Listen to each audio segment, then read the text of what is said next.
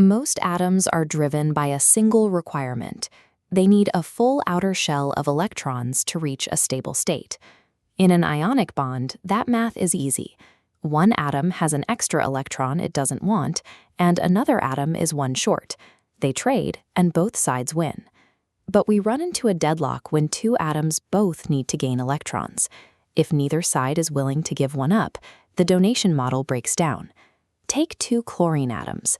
Each has 7 electrons in its outer shell. To be stable, they both need to reach 8.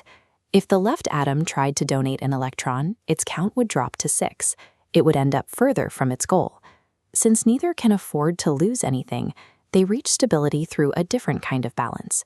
Instead of staying apart, the two chlorine nuclei move toward each other until their outer shells overlap.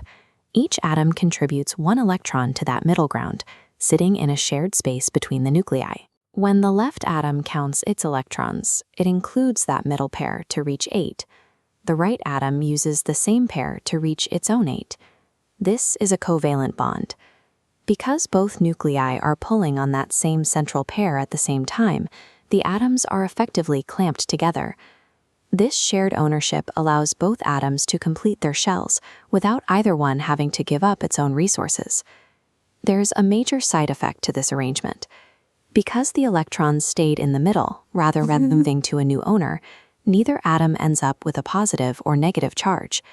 Without those opposite charges, they don't cling to every neighbor they find. They don't form a repeating infinite grid like a block of salt. Instead, they form a small, self-contained unit. We call this unit a molecule. Because these molecules exist as independent groups, they can easily slide past one another, which is why covalent substances are often found as liquids or gases. If an atom needs more than 1 electron, it simply shares more pairs. A single shared pair is what we call a single bond. Oxygen needs 2 electrons, so it shares 2 pairs, creating a double bond, represented by 2 lines. Nitrogen shares 3 pairs, forming a triple bond, so strong that nitrogen gas is famously difficult to break apart and almost entirely unreactive. By adjusting how many pairs they share, atoms can create stable, independent units tailored to their specific electron gaps. We can see this sharing in action with a water molecule. You have 1 oxygen atom needing 2 electrons, and 2 hydrogen atoms that each need 1. The oxygen shares 1 pair with the first hydrogen, and another pair with the second. Now every atom is satisfied. The oxygen has its 8, and each hydrogen has the 2 it needs for a full inner shell. But the molecule doesn't sit in a straight line. The oxygen atom has other electrons that aren't being shared. They take up space and push the hydrogen atoms away, forcing the whole molecule into a bent V shape. This V shape makes the molecule asymmetrical. Because the electrons are clustered more towards one side, the molecule becomes polar, with a distinct pull that isn't balanced out. That electrical imbalance is why water pulls salt crystals apart, why it sticks to surfaces, and why ice expands and floats rather than sinking.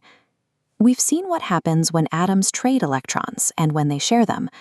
But what if they only have extra electrons and nobody wants to take them? Covalent bonding shows us that stability isn't just about the math of the electrons. It's about how that sharing creates the physical shapes that make our world function.